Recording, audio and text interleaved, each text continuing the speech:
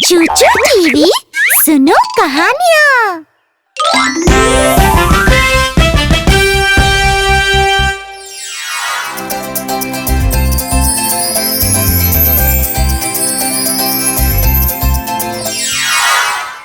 कसली को बढ़िया चीजें अच्छी लगती थी। अगर उसे अपने दोस्त की कोई चीज अच्छी लग जाती, वो हमेशा उनसे मांग लेता। सुनो चाचा, मुझे तुम्हारी पेंसिल अच्छी लगी, क्या तुम ये मुझे दे दोगे? मुझे माफ करना कसली, पर ये मेरी पसंदीदा पेंसिल है।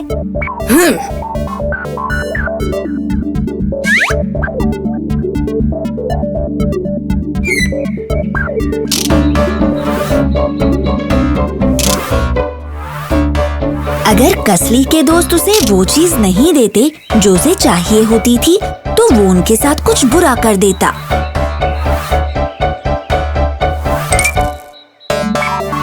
और चुपचाप उन चीजों को ले ही लेता।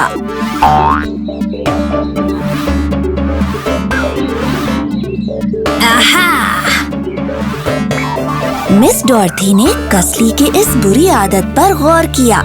उन्होंने उससे इस बारे में बात करने की कोशिश भी की, पर कसली ने ऐसे जताया जैसे उसने कुछ किया ही नहीं। बेटा, इस तरह अपने दोस्तों की चीजें लेना अच्छी आदत नहीं है कसली। पर मैंने तो कुछ भी नहीं लिया मिस डॉरथी। एक दिन कसली एक नया पेंसिल शार्पनर लेकर स्कूल आया। वो उसे डेस्क पर छोड़कर बाहर खेलने चला गया। चाचा कसली को एक सबक सिखाना चाहता था।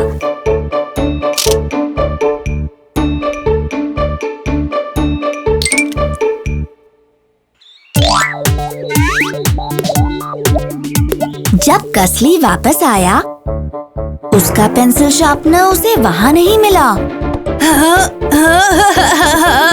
मेरा पेंसिल शार्पनर यहाँ नहीं है। जरूर किसी ने चुरा लिया होगा। चाचा और बाकी बच्चे जब खेलकर वापस क्लास में आए, तो उन्होंने देखा कि कसली परेशान था। क्या बात है कसली?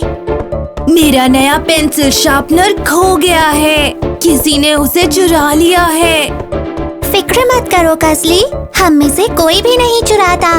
तो तुम्हारा पेंसिल शार्पनर शायद यहीं कहीं होगा। फिर सभी बच्चों ने मिलकर कसली के पेंसिल शार्पनर को पूरी क्लास में सब जगह ढूंढा।